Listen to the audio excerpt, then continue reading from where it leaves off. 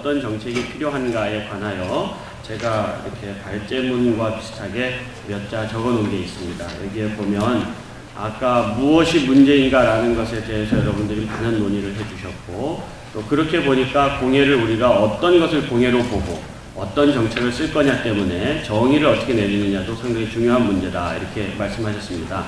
많은 논의들을 정책적으로 어떻게 담아낼지에 대한 것은 앞으로 계속 논의해 나갈 수밖에 없는 일이고요. 지금 오늘 당장에 어느 것이 우선된다, 어느 것을 해야 된다라는 이야기가 결론 날 수 없는 일입니다. 이제부터 시작해서 공론의 장이 그동안 제가 한 2, 3년 전부터 공예법과 관련된 내용을 봤는데 불필요한 대립을 했다, 이런 생각이 듭니다. 공예는 지금 대립할 시간이 없고, 대립하기보다는 여러분들 원하시는 것처럼 공예라는 타이틀을 가지고 정부 정책을 쓰는 정부 조직으로서의 과 하나 정도는 우리가 만들어낼 수 있는 역량을 갖춰야 된다. 그리고 싸움은 그 다음에 해도 된다, 이런 생각이 듭니다. 그런데 지금 우리는 너무 불필요한 논쟁을 많이 하고 있다는 게 저의 바깥에서 보는 시각으로서의 현실이라고 생각이 됩니다. 그래서 이제부터는 우리가 무엇이든지 정책적으로 논의할 수 있고, 또 정부 당국자만 하는 것이 아니고 우리끼리 해야 될 일도 있습니다. 또 시장이 해야 될 일도 있고, 또 다른 전문가들이 해야 될 일도 있습니다. 그것들을 어떻게 잘 조화해낼 것이냐 하는 문제가 정부의 역할인데, 우리는 정부에게 아주 긴급한 어떤 것만을 자꾸 요구해온 것이 아닌가, 이렇게 생각이 돼서 오늘 토론회가 의미 있다고 생각합니다. 제가 드리고 싶은 것은 뭐 여러 말씀이 있지만 그 자료로 대신하기로 하고요. 제가 그 정책 대상으로서의 공예에 대해서 정부가 나서야 되냐, 뭐 나선다면 왜 나서야 되냐, 또 정부가 나서야 될 공예 부문과 그렇지 않은 부문이 있느냐, 뭐 이런 것들에 대해서 공예를 예술적 관점에서 접근해야 되냐, 아니면 문화적 관점에서 접근해야 되냐, 아니면 뭐 산업적 관점에서 접근해야 되냐, 여러 가지 층위의 논의가 가능할 것이라고 보고, 공예 정책에 대해서 예를 들면 아까 말씀하신 것처럼 특정 특산품은 특정 지역에서만 구매할 수 있도록 한다든지 하는 그런 규제 정책을 쓰는 것이 시장에 도움이 되느냐, 아니면 무조건적으로 돈을 지원해주고 뭐 정부가 대신 무엇인가를 해주는 것이 더 필요하냐, 뭐 이렇게 여러 가지 일들, 인프라 조성하기 위해서는 교육이 더 우선이냐, 아니면 있는 사람들을 보존하는 게 더 문제냐, 뭐 여러 가지 문제들이 있을 수 있을 겁니다. 다 필요하다고 말씀하실 가능성이 제일 높죠.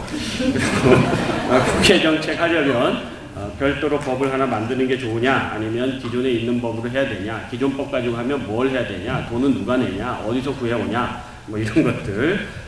공예도 정책의 로드맵을 만들어서 한 5년, 10년 계획을 만들어 놓으면 우리가 그거에 맞춰서 행동하고, 우리도 또 투자할 부분을 찾고 활로를 찾을 수 있을 거 아니냐. 그런데 왜 로드맵조차 없냐, 이런 얘기도 할 수 있는데, 로드맵을 만들면 무엇부터 먼저 해야 되냐, 당장 해야 될 건 뭐고 장기적으로 해야 될 건 뭐냐, 이런 것들. 또 우리가 기존에 있는 뭐 보조금, 세제 지원, 뭐 그 다음에 뭐 각종 대상 주고 뭐 상 줘 가지고 하는 방식, 이런 방식 말고도 공예의 창의적인 방법은 뭐 없을까, 이런 거 생각해 볼 수 있습니다. 중앙정부가 해야 될 일, 지자체가 해야 될 일, 중구난방으로 한다고 생각되는 거는 어떻게 나누면 좋으냐, 공무원이 해야 될 일은 또 뭐고 공예계가 나서야 될 일은 뭐냐, 이런 것들을 막 이렇게 질문으로 해놨어요. 이 질문들에 대해서 각각 다른 답이 다 있을 겁니다. 좋은 솔루션들도 있으실 테고요. 그런 이야기들이 이제부터 출발선에 서서 논의를 해 나가다 보면 하나하나 정리가 될 거라고 생각이 되고, 우선적으로는 다 같이 합의할 수 있는 안은 먼저 법을 만들고, 다 같이 합의할 수 있는 안은 먼저 정책으로 집행하고, 또 합의에 도달하지 않는 부분들은 다시 또 논의를 계속해 나가는 구조가 되면 되겠다. 지금 굉장히 많은 에너지들이 있는데 이 에너지들을 정부가 귀담아 듣고 또 정치 환경에 반영하고 이런 것들을 그동안 못해왔던 것 같습니다. 그러다 보니까 여러 가지 문제점들이 생겨진 것이 아닌가 이런 생각이 들고, 이런 질문들을 가지고 3세션을 준비를 했습니다. 제가 말씀이 많으면 전문가분들 말씀이 줄어들기 때문에 이 정도에서 발제에 대신하고요. 지금부터는 여기에 나와 있는 순서대로 우리 서 교수님부터 김 실장님까지 순서대로 이 정책적 대안에 대해서 말씀을 들어보는 시간을 갖도록 하겠습니다. 먼저 서도식 교수님 부탁드리겠습니다. 예, 안녕하십니까. 서도식입니다. 저는 사실 이 발제문을 접한 게 이틀 전이고요. 제가 이 자리에 좀 땡질용으로 사실 나왔습니다. 그래서 이 발제문 전반에 대해서 모든 제가 답을 고민할 수가 없었습니다. 그래서 몇 가지 제가 평소에 좀 고민했던 부분, 이러한 솔루션이 어떨까 하는 그런 생각들을 좀 정리를 해봤습니다. 그래서 뭐 짧게라도 여러분들께 좀 말씀을 드릴까 합니다. 먼저 말씀해 주신 과연 정부가 나서야 하는가, 공예 산업의 진흥을 위해서. 저는 반드시 나서야 한다. 모든 산업의 진행을 위해서 다양한 정책을 수립하고 지원하면서 유독 공예를 위해서 왜 고민해야 되는가, 그 정책 수립 여부를 고민한다는 것은 우선 논리다. 그리고 이 자리에서는 현존한 다양한 지원 정책들을 어떻게 정리해서 효용 가치가 높은 그러한 정책으로 제시하는가 하는 것을 좀 고민해야 할 것 같습니다. 뭐 정부 내 여러 기관들이 중복해서 추진하는 사업이 있다면 좀 정리를 해봐야 되지 않는가, 그런 생각입니다. 우리가 공예 범주 중에서 특정 공예를 위해서 특별히 정부가 나서야 한다고 보기보다는 공예 전반에 대한 어떤 보편적 진흥의 의지가 필요하다. 그래서 각 세부 분야에 맞는 정책 개발을 해야 된다. 뭐 국가 발전을 위한 정책 시행하는 것이 정부의 존재 이유이기 때문입니다. 우리가 지금 이 토론회를 주최하고 있는 한국공예디자인문화진흥원, 정말 그 존재에 대해서 정말 감사를 해야 될 것 같습니다.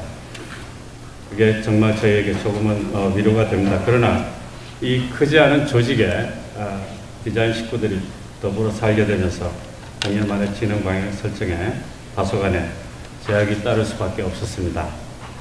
약간 정책 방향이 다른 방향으로 흐를 수도 있는 그런 모습들이 우리 공예인들을 조금 혼란스럽게 만들기도 하지 않나, 저는 그렇게 생각을 해봅니다. 물론 더 올라가서는 우리 정 과장님도 계시지만 이 진흥원을 관리하는, 또 그야말로 지원을 해주는 부서가 디자인 공간 문학과라는 거죠. 거기에는 공예라는 말이 빠져 있다는 것도 저로서는 유감입니다. 정부가 나서 진흥책을 제정하고 지원한다는 의미는 좀 적극적 관여의 의미이고, 그것은 공예가와 사회적 합의를 전제하는 것입니다. 공예 산업의 진흥을 위해서는 규제보다 진흥에 필요한 어떤 지원이 전제되어야 할 것 같습니다. 지원의 형태는 직간접적으로 이루어져야 할 것이고, 물론 조성되는 법과 함께 공예의 건전한 질서를 위해서는 규제 장치도 필요할 것입니다. 과거 우리가 길드 제도를 보면은 거기에서 어떤 동업자들이 사회적 원칙을 정하고 이를 어기는 경우에는 규제 장치를 통해서 그 권익을 보호한 예를 살펴볼 수 있습니다. 이미 한국공예디자인문화진흥원에서도 직접적 지원 사업과 간접적 지원 사업을 병행하고 있는 것을 알고 있습니다. 어떤 것이 더 적합한가의 질문보다는 각 지원들이 어떻게 더 효율적으로 이루어질까를 고민해야 할 것입니다. 정부의 크고 작은 많은 정책들이 전시성 사업으로 진행이 되곤 하는데, 적은 예산이죠. 크지 않은 예산인 것 같습니다만, 그것으로 어떤 치적을 드러내려고 하는 것보다는 오랜 시간이 걸리더라도 지속적으로 사업을 추진하는 방향 모색이 필요하다고 저는 그렇게 생각하고 있습니다. 어떠한 지원 정책은 생산을 위한 정책과 유통을 위한 정책으로 좀 나눠보고 싶습니다. 그렇게 해서 전개되면 물론 현재 진흥원에서, 제가 자꾸 진흥원 예를 드는 것을 좀 잘 이해해 주시기 바랍니다. 제가 그쪽 좀 친분이 있어서 그런 것 같습니다. 진흥원에서 시행하고 있는 어떤 지원 정책의 대부분은 어떻게 보면 유통 문제에 많은 고민을 하시는 것 같습니다. 그래서 유통 문제 해결에 좀 치우쳐져 있는 부분이 있는데, 실제로는 유통되는, 아까 제1섹션에도 말씀을 하셨습니다만, 유통되는 물건의 문제입니다. 그러한 제품의 개발과 생산에 필요한 지원 정책이 부족하거나 혹은 피상적으로 흐르는 것을 좀 느낄 수 있습니다. 사실 우리는 정말 제품 생산을 위해서 필요한 어떤 소재 개발이라든가 그 다음에 기술 개발 또 디자인 개발 이런 것을 위해서 과연 정말 어느 때보다도 지금 힘을 쏟아야 할 때입니다. 아까 은병수 대표께서도 말씀하셨지만 그러한 소재 개발에 필요한 그런 어떤 소재 개발의 중요성에 대해서 말씀을 해주셨고, 그래서 그러한 다양한 인프라를 구축하기 위해서 우리는 기본적으로 지금 필요한 예산을 배정을 해야 될 것 같다. 그래서 연구 기능을 확대하고 그러한 연구 기능을 수용할 수 있는 어떤 연구소가 저는 설립이 돼야 된다. 이 공예 산업의 발전을 위해서, 공예의 발전을 위해서는 반드시 그러한 연구소가 설립이 돼야 됩니다. 이건 다른 나라의 예를 들지 않더라도 그것은 뭐 다들 잘 아실 겁니다.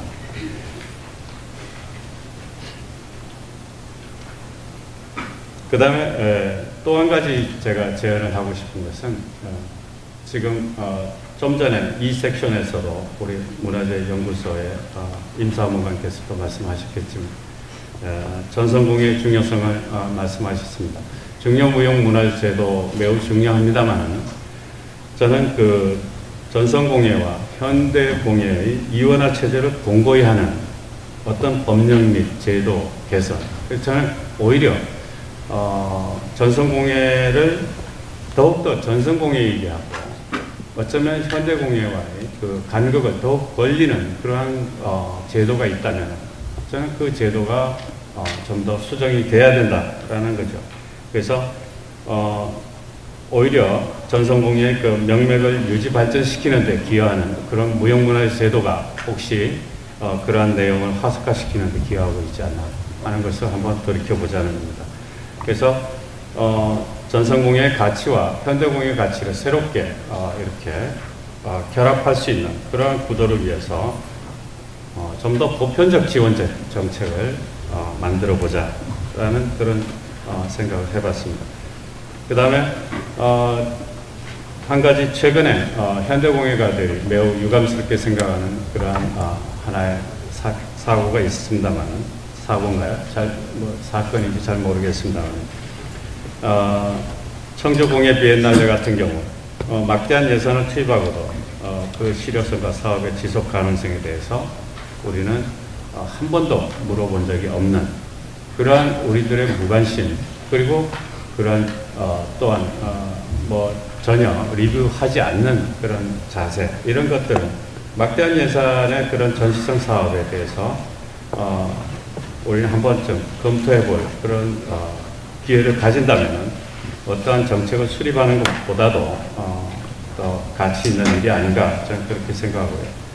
그래서 공예문화의 진흥을 위해서 어떤 담론을 생산하고 새로운 의미의 공예를 이야기하는 데 기여하는가 하는 것을 우리 지자체 여러 단체에 대해서 우리는 좀 물어봐야 되겠다는 겁니다.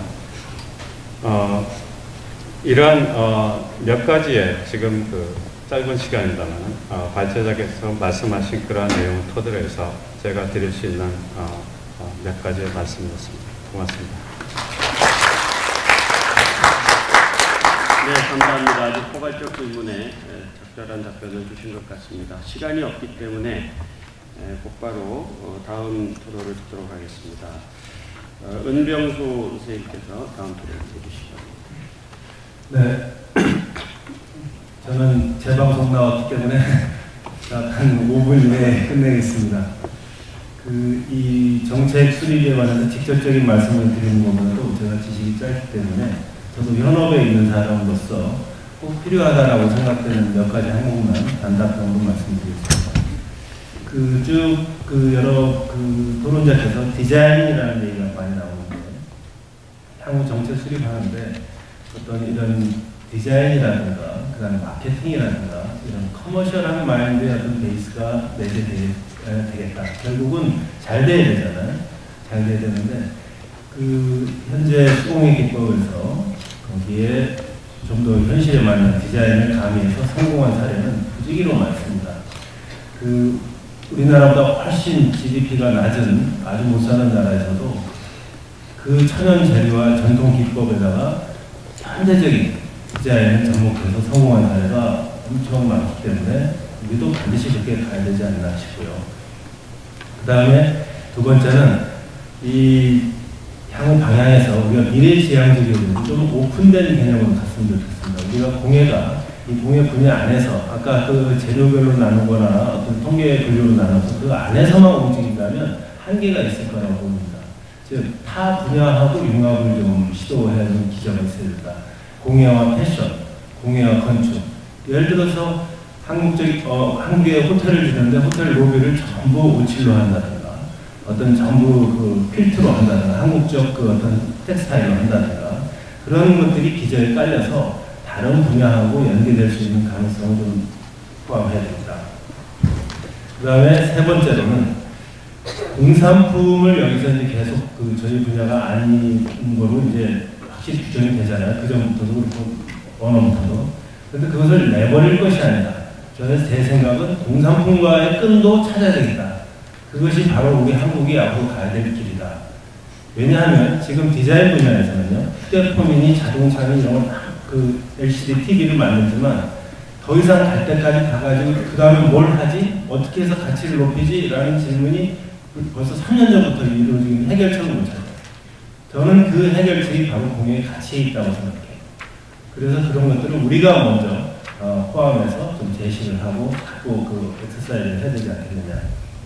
그 다음에 네 번째는 지금 우리가 제작 인프라가 상당히 문제가 되고 있습니다. 아까도 뭐 10명밖에 안 남았다느니 또 더 이상 없고 또 어느 무형문화재 선생님 그러세요.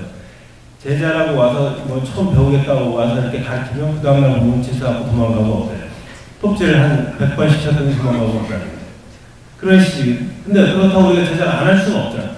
그래서 저는 두 가지 방법, 즉 우리가 기획하고 우리가 디자인하고 해서 해외에서 일부분을 파트 프로덕션이라고 해서 일부분을 만들어 오고 한국에서 정교한 파이널 작업을 하는 방식도 제안을 드리고 싶고 또한 제작 인원이 부족하면 리소스가 부족하면은 다른 분야는 지금 전부 해외에서 이렇게 고용 인력들이 들어와서 일하는데 공예 분야는 전혀 없어요. 사실 그 빌리지에 가보면 15살, 10살 때부터 해서 숙련된 기술인데 단지 우리 것을 모르니까 우리가 정확히 그 지침을 줘서 일부분은 거기서 우리가 모자라는 부분을 생산할 수도 있는 그런 여지를 포함해야 되겠다. 그다음 마지막으로 드리고 싶은 신규 분야를 좀 개척하는 마인드의 정책이 있어야 된다. 즉 공예가 어떤 뭐 금속 공예, 뭐 낮은 칠기 공예, 목공이 있지만 우리나라가 잘하는 게 IT다라고 한다면 금속 공예와 LCD를 결합한 뭐 실제로 디자인 분야에서는 그런 것도 좀 이렇게 하는데 정작 그네들은 손이라든가 체득한 기술이 없어서 좋은 퀄리티가 안 나와요. 아주 유치한 것밖에 안 나오더라고요. 그러면 저희가 좋은 체득한 기술과 좋은 재료를 가지고 그네들과 접목한다면 지금 대기업들이 고민하는 새로운 그 솔루션을 우리가 제시할 수 있지 않을까. 그리고 신규 우리가 또 어떤 분야를 창출하는 계기가 될 것 같습니다. 이상으로 한 대여섯 가지 말씀드렸습니다.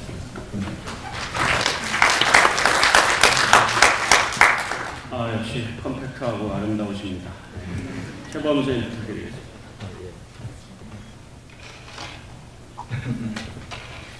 예, 저는 뭐 구체적이고 개별적인 정책 제안보다는 좀 큰 틀거리, 구체적인 말씀을 좀 드리겠습니다.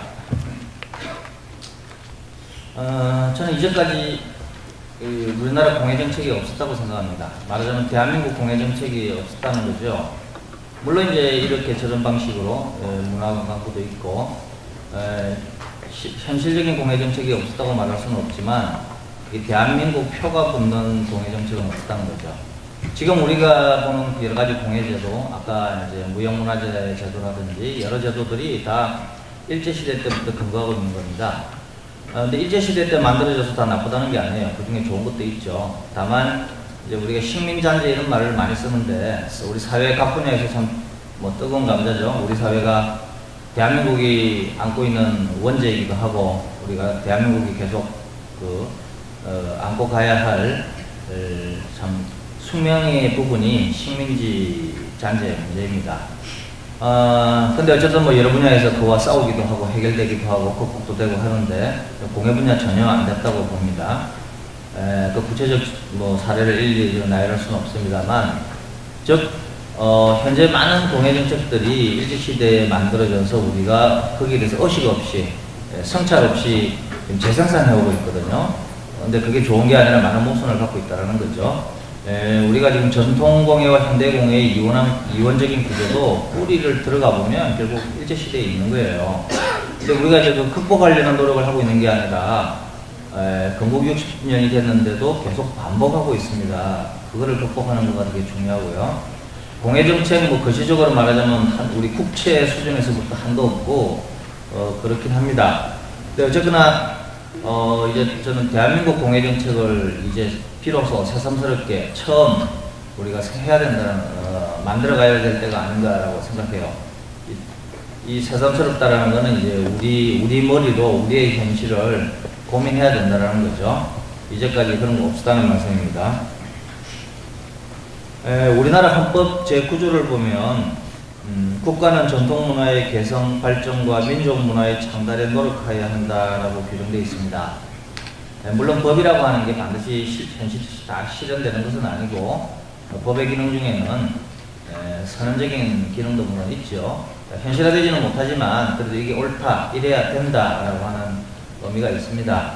뭐 이 부분 다분히 선언적으로 받아들이는 것 같습니다.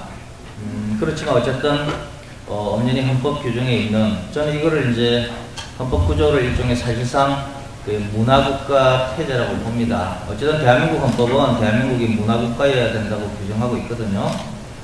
물론 여기서 문화가 뭐냐, 여기 전통문화가 뭐냐, 이런 구체적 해석은 물론 복잡합니다.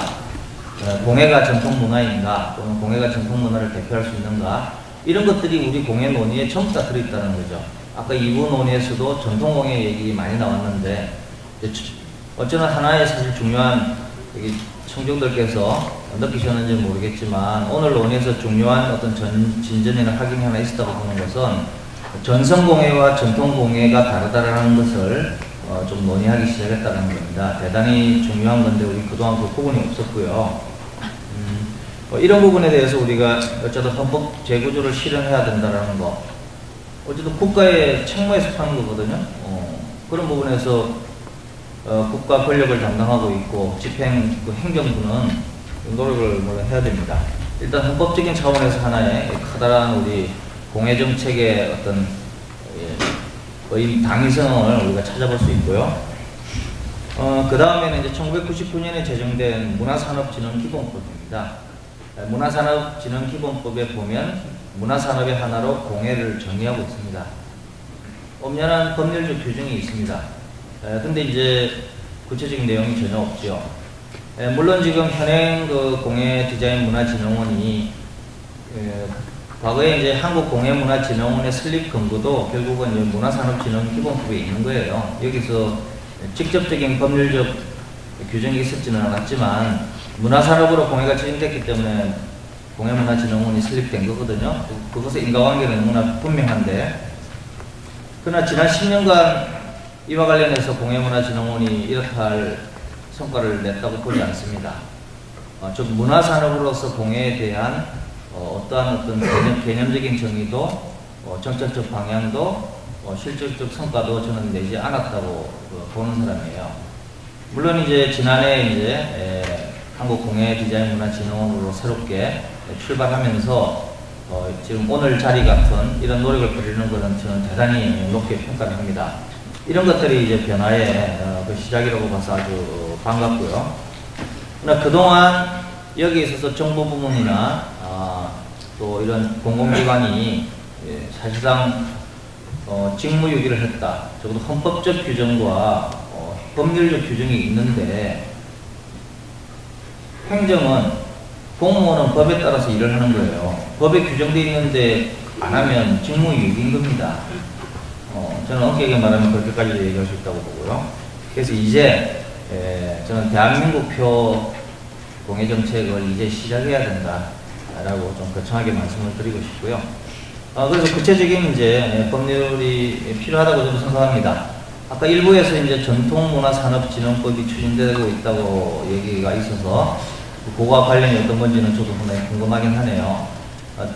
모든 법률은 그 법률 대상이 있기 때문에 그 대상은 포괄적일 수도 있고 구체적이고 세별될 수도 물론 있습니다. 그것이 어떤 것이 적합한가는 뭐 일괄적으로 말씀드릴 수는 없죠. 그런 관계들은 이제 법률 간의 체계는 뭐 따져봐야겠으나 공회가 하나의 개별적인 법률의 대상이 될 수 있느냐라는 것은 지금 제가 말씀드린 것에 충분한 근거가 있거니와 또 우리가 공회의 가치를 어떻게 보느냐에 따라서 달라질 수 있습니다. 아까 뭐 외국 해외 명품 이야기도 나왔지만 문화재보호법은 아까도 말씀드렸지만 공예 기술, 전성공예의 기술을 보존하는 겁니다. 그거는 공예 가치의 하나의 극히 일부이죠. 가장 기본적으로 해야 되는 거고, 이제 우리가 공예를 얘기하는 거는 아까 이제 조금 전에 엄병구 선생님도 이제 디자인 개발에서 갈 때까지 갔다. 이제 뭐 그 다음에 뭘 해야 되는지 좀 묻고 있다라고 얘기하는데, 이런 문제가 이제 저는 한국형 명품 산업을 통해서 해결하거나 돌파돼야 되는 거라고 보거든요. 근데 한국형 명품이 어디서 올까요? 전통공예에서 옵니다. 분명히. IT는 기술입니다. IT와 콘텐츠가 결합돼야 되는데 이탈리아를 봐도 그렇고 스칸디나비아를 봐도 그렇고 일본을 봐도 그렇습니다. 그들은 그게 단절되어 있지 않아요. 저는 대한민국 공예정책의 과제는 조선이 붕괴된 뒤로, 전통공예가 붕괴된 뒤로 식민지 시기 동안 왜곡된 것들을 극복해야 되고요, 한편으로. 그리고 대한민국이 그런 민족문화의 전통을 개성하는 주체 국가가 돼야 된다라는 정말 거대한 목표와 관련되어 있습니다. 공예라는 거 그냥 정말 인사동에 가면 파는 기념품으로 이해하면 정말 별 볼 일 없는 것이죠. 그러나 공예를 어떻게 보느냐에 따라서 경향이 달라집니다. 공예를 그래서 제가 궁극적으로 가치로 봐야 된다라고 하는 것도 그런 말씀이고요. 그래서 이제 국가의 역할이 필요하다 이런 말씀을 드리겠습니다. 네, 아까 박수 보내주시죠.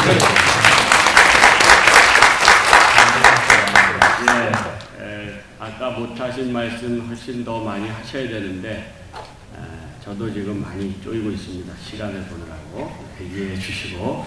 김진환 시장님 부탁드리겠습니다. 예, 아까 두 번째 세션에서 서울대 후보인 교수님께서 관광기념품은 이제 공예품이 아니다 그런 점에서 내려주시고 그러셨는데 제가 관광기념품 공모전 올해 14년째 근데 이제 저희들 해마다 110점 정도가 새로 지금 시장에 출연합니다. 새로운 생산자 그렇게 나타나는데 보통 이제 출품하는 것들이 대략적으로 보면 6개에서 10개 정도의 상품을 가지고 출품을 하십니다. 근데 이제 이분들 중에서 이게 뭐 다 관광기념품이냐 그것도 아니거든요. 사실 공예품을 얘기할 수 있는 부분도 있으니까 그 비밀로 한 번 더 얘기를 하겠습니다. 이게 상품을 어떻게 하면 제값을 받고 팔아야 되느냐 그런 문제인데요. 일단 이제 새로운 생산자가 나타나가지고 인사동이든 아니면 뭐 면세점이든 백화점이든 거기서 자기 물건을 놓고 팔려면은 그런 생산자들이 한 10명 이상은 나이는 다 합쳐야 됩니다. 그래야 그 판매대 하나를 구성을 할 수 있고 판매원을 동원을 해서 푸시를 할 수 있습니다. 그래야 매출이 발생하고요. 거기서도 엄청난 경쟁이 존재합니다. 비슷한 조건에서 똑같은 환경에서 파는 사람들이 있습니다. 그만큼 이제 이 관광기념품 쪽은 국내 환경이 열악합니다. 그래서 참 가슴도 아프고 이래서 좀 여담이긴 한데 한 20년 전에 제가 살림 출장을 갔다가 거기 이제 러시아 비행기인데요. 아침에 8시 비행기라 가지고 새벽에 일어나서 갔는데 저녁 9시에 오라고 그러더라고요. 그래서 바닷가에서 하루 종일 나가 있었습니다. 아무도 없었습니다. 저녁 7시까지 사람 한 사람 못 봤어요. 그런 데서 하루 종일 앉아 있으니까 지금까지도 그 기억이 참 납니다. 제가 왜 이런 말씀 드리는가 하면 너무 심한 경쟁 속에서 살지 않았나 싶은 생각이 들어요. 그래서 관광기념품 우리 생산자분들 늘 만나서 저희들 얘기하고 그런 과정에서 보면은 각각이 정말 창의적이고 뭐 디자인이나 뭐 그런 수준들이 충분한 경쟁력을 가지고 있다고 저는 생각을 하고, 그게 좀 제값을 받고 팔렸으면 좋겠다고 생각을 하고, 그런 면에서 지금 공공부문에서 어떻게 해야 되느냐, 그게 이제 저는 뭐 구체적으로 말씀드리자면 국내에서는 진짜 그 공공부문이 가지고 있는 영역 속에서는 한국산만 가지고 팔아야 되겠다. 아까도 잠깐 말씀드렸는데 이제 박물관, 기념품 샵이라든지 이런 데는 아주 전형적인 거죠. 여기는 정말로 여행자가 와가지고, 여행자는 시간으로서 희소성을 가지고 있습니다. 관광기념품은 그 품질로서 희소성을 가지고 있고, 그것들이 만나가지고 가치가 창출되는 거라고 생각을 합니다. 그래서 그 부분은 정말로 국가에서 이게 지금 여기 중앙박물관은 제가 기념품 샵을 가보니까 아주 잘 되어 있습니다. 이런 식으로 뭐 지방에 있는 박물관들도 다 좀 갖춰지기를 바라고요. 그 다음에 이제 해외 쪽으로는 아까 제가 뭐 물산전보다는 오히려 바이어들이 모이는 이제 기프트 쇼나 아니면은 뭐 면세 박람회나 이런 쪽이 좀 나을 것이다, 그런 말씀을 드렸는데, 그 구체적으로 한 사례를 좀 말씀을 드려보겠습니다. 제가 사업을 하면서 많은 우리 에이전트들하고 이제 연관을 가지는데, 예전에 이제 프라이빌레라고 원래 오스트리아산 패션 브랜드입니다. 근데 그게 원래 이제 더리라는 게 패션 우리 브랜드 파워로서 한 140이 정도 됩니다. 체력을 다 따지면. 근데 그게 한 80이 정도 되는 거였어요. 그래서 가지고 들어와서 팔았는데 거의 한 2억 원 정도를 매입을 했는데 하나도 안 팔렸습니다. 이제 보통 이제 최초 시장에 진입하는 사업자가 물어야 되는 소음료죠.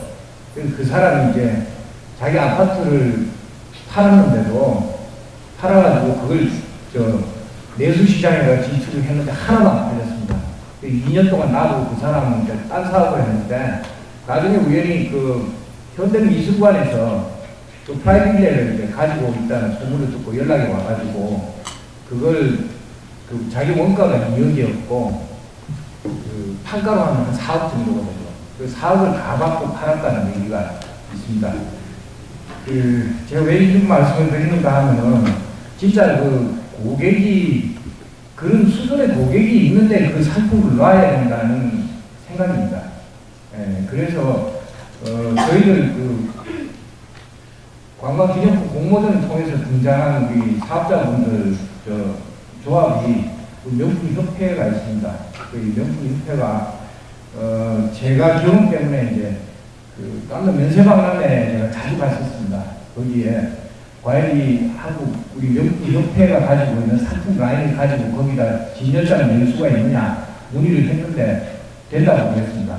그래서 저희들 뭐 내년에 예산은 얼마 안 되지만은 꼭 우리 쪽에서 미리 좀 카탈로그를 만들고 좀 조직적으로 준비해가지고 내년에 그쪽에 한번 다시 가볼 생각입니다.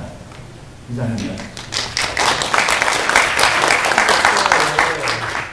네, 시간이 부족해서 되게 죄송스러운데요.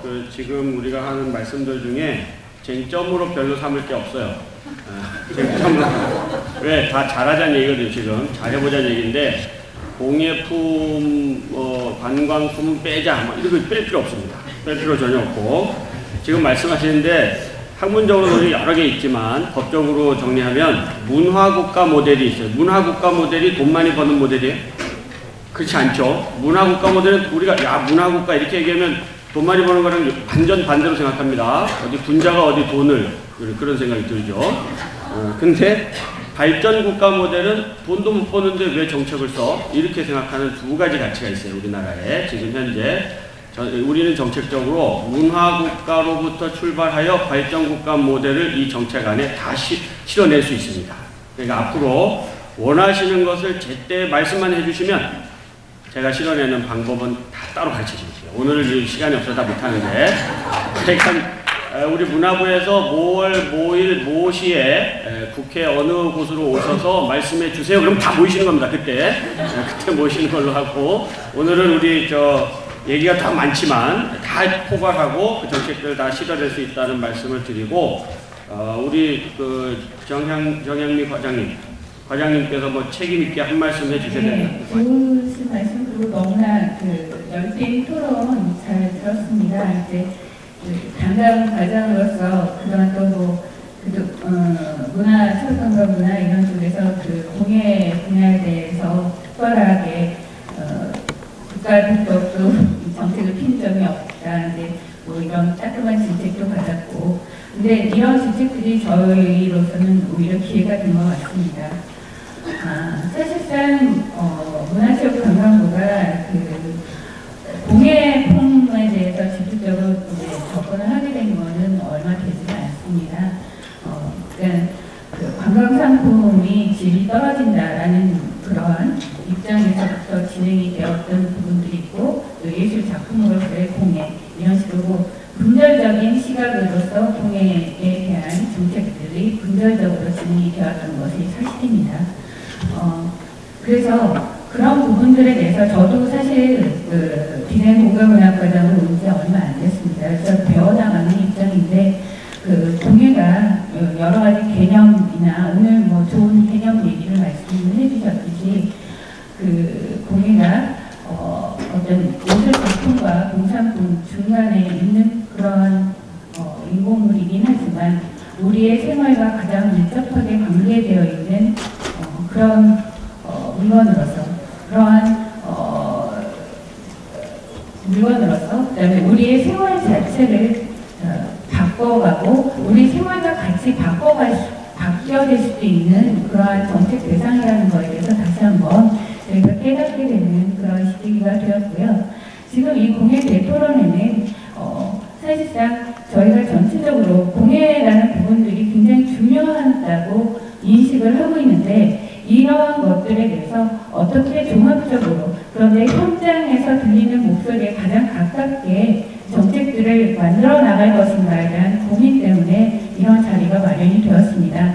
그래서 저희가 간단한 타임플랜을 말씀을 드리면 이 공예 대토론을 통해 하고 또 저희가 몇 번에 또 여러 분야에 대한 의견 수렴 과정도 거칠 거고 또 관련 전문가 TF를 해서 공예의 어떤 창작이나 제작 분야, 유통 분야, 그 다음에 이제 국제화 분야, 교육 분야, 그리고 공예 문화를 활성화시키는 분야, 다양한 분야에 정말 생산적이고 공예에 몸담고 계시는 모든 분들에게 좀 유용한 정책이 될 수 있도록 저희가 그러한 종합 계획을 마련을 할 예정도 있습니다. 내년도 한 상반기에 초안 정도가 여러 가지 논의를 거쳐서 초안 정도를 만들고 또 그 초안들을 또 몇 차례의 대토론회를 거쳐서 다듬어서 실질적으로 그것이 법 제도와 그다음에 재정적 지원과 그다음에 필요한 프로그래밍으로 녹아나올 수 있도록 그렇게 진행을 할 예정입니다. 그래서 두 눈을 크게 뜨시고 저희가 이러한 것들을 만들어가는 데 있어서 가장 크게 도움을 주실 분들은 여러분이십니다. 그래서 좋은 말씀 끝까지 해주시고 또 저희가 열린 자세로 그런 말씀을 잘 듣고 그걸 정책에 담아내도록 노력을 하겠습니다. 한 가지 제가 이제 말씀을 또 드릴 것은 문화산업진흥기본법과 그다음에 이제 저희가 이제 여러 가지 법들이 계류가 되어 있습니다. 문화산업진흥기본법상에 공예라는 파트가 있지만 문화산업으로서의 공예에 대한 접근도 필요하고 또 문화를 바꿔나가 어떠한 유용물로서의 그런 공예도 필요하다고 생각을 합니다. 그렇기 때문에 그리고 요번에 또 뭐 그 전통문화산업진흥법도 사실상은 저희가 내부적으로 판단하기에는 문화산업의 한 계절법으로서 그러니까 전통 문화를 활용한 문화산업을 활성화하는 데 한 분법으로서 저희는 생각을 하고 있고요. 그거 외에도 사실상 공예를 활성화시키는 데 있어서는 공예 산업과 문화가 같이 활성화되어야 된다고 생각하기 때문에 반드시 그 공예 분야를 통괄하는 종합적인 시각에서 지원책을 낼 수 있는 제도가 마련이 되어야 된다고 생각을 합니다. 근데 아직도 그 내부에서는 공예 분야에 특별한 법들이 필요한지에 대해서 사실상 문화부 내에서 모르겠으나 다른 쪽에 가게 되면 그런 다른 부처나 관계기관을 할 때 이런 부분들에 대해서 충분히 인지시켜야 되는 그런 부담감이 있습니다. 그만큼 저희가 사실상 공예에 대한 우리 정책적인 의지나 그다음에 그런 공예에 대한 국민들의 인식 자체를 갖다가 얼마만큼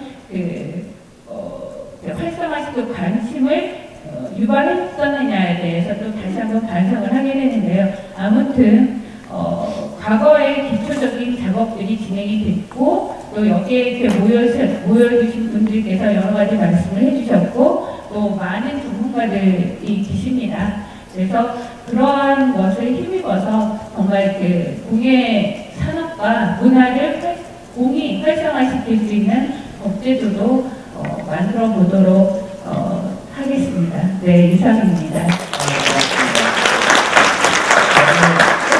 책임 있는 역할을 해주실 것 같습니다. 신뢰가 가는 공직자라고 생각이 됩니다. 제가 비밀 하나 가르쳐드릴게요. 17대 국회에서 2개 법안이 올라가 있었잖아요. 실제로는 법률이 될 뻔했거든요. 될 뻔했는데 우리끼리 자중질환이 일어나서 법을 못 만들었어요. 근데 그 2개 싸울 내용이 전혀 없습니다. 우리 지금 말씀하시는 것 중에 제일 중요한 코어는 문화재보호법 가지고 하면 돼요. 거기는 문화재보호법만 가지고 지원받으면 돼요. 그 다음에 그것 문화재급은 아닌데 전통공예 있잖아요. 그죠? 그거 우리가 하면 돼요. 그 다음에 그거 받아와가지고 현대화시켜갖고 쓰는 거 있잖아요. 그것도 우리가 하면 되거든요. 그 한 법에다가 다 넣어가지고 열심히 합시다 이렇게 했으면 국민들이 박수 쳐주고 좋았을 텐데 우리가 제가 하는 건 공예가 아닌데 이렇게 보기 시작하면서부터 공예하는 사람들끼리 싸우구나. 그러면 더 싸움 끝날 때까지 법을 못 만들어주지. 이렇게 된 겁니다. 앞으로 가는 거 내년에 갈 때는 우리 안 싸우고 일단 법을 만들어갖고 와서 법을 만들어갖고 오면 어떻게 됩니까? 법이 있으니까 예산처에 돈 주세요. 그리고 정관장한테 얘기하면 예산처가 돈을 줘야 돼요. 법에다가 문화재문은 이런 사업해라고 얘기했기 때문에 문화재문은 가서 돈 달라고 지금은 가서 돈 달라고 해도 이분들이 도와드려야 되는데 돈이 없는데 이렇게 하면 할 말이 없어요. 근데 법을 만들어 놓으면 가서 할 때 다 힘이 생기는 겁니다. 그리고 나서 이렇게 많은 일을 해야 되는데 공예라는 이름이 들어가고 과도 하나 없어서 되겠습니까? 법 만들고 나면 과가 바로 만들어집니다. 안 만들어지면 제가 책임지겠습니다. 그러니까 걱정하지 마시고 내년도에는 그렇게 힘을 합쳐서 정부의 큰 재원을 우리 리소스를 우리 쪽으로 끌어오고 그 다음에 경쟁을 통해서 그 리소스를 누가 쓸지는 우리끼리 정하면 됩니다. 지금 그런 작업으로 전략을 수립해서 가시면 된다. 이거다 저거다 얘기하실 필요 없겠다 생각이 들고 목숨 걸고 오늘 얘기하러 왔는데 이 얘기 안 하고 가면 나는 정말 억울해서 못 산다. 딱 한 번만 모시겠습니다. 아까 말 시간을 많이 쓰셔가지고 우리가 여론 영향력이 큰 분들은 항상 제안해요. 그리고 이렇게 여론 영향이 있으실 때 한 분만 모시겠습니다. 한 분만. 네, 안녕하십니까. 저는 고양시에서 목공예품을 한 50여 년 전통공예를 이어온 박영원 합니다. 저 늦게 왔는데 앞에서 질문했는지 안 했는지 모르겠습니다만 물론 앞에 교수님도 계시고 또 이론적인 것은 저도 많이 들고 왔고 또 이론적인 것을 많이 하는 것을 보아왔습니다. 오늘 또 특히 문화관광부 담당 과장님도 오시고 해서 제가 한 7, 8년 전에 국회 박창수 위원님이 할 때에 제가 건의드린 것이 제가 목공예품을 이 전통문의 할머니 할아버지 우리나라 전통공예를 맥을 이어오고 있습니다. 근데 지금은 한 사람도 배우는 사람이 없습니다. 물론 학교에서 가르치고 있습니다만 학교에서 나온 사람들은 실제적으로 일할 사람이 아니고 시효 운영을 하는 사람들을 배출하는 것 같습니다. 저는 배우지도 못하고 무식합니다만 오직 나비로 가지고 한평생을 살아왔습니다. 단 답답한 것이 지금 맥을 끊기게 되었어요. 이어나갈 사람이 없습니다.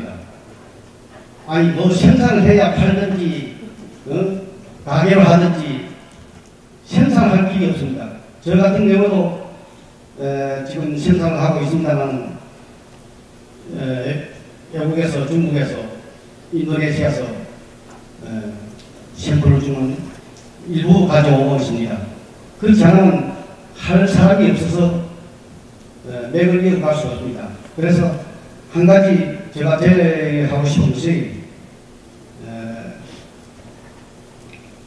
정부 차원에서 훈련을 하나 해가지고 각 분야별로 시효 과정을 교육을 시키지 말고 실질적으로 일할 수 있는 사람, 기술자들 그런 훈련을 한 3년여간 아니면 2년여간 집중적으로 인건비를 줘가면서 정부 차원에서 그런 훈련을 필요하지 않나 하는 것을 제가 말씀을 드리고 오늘 하겠습니다. 제가 한 7, 8년 전에도 아까 말씀드린 대로 박성수 위원님이 꼭 한번 시연을 해보겠다고 말씀하셨어요.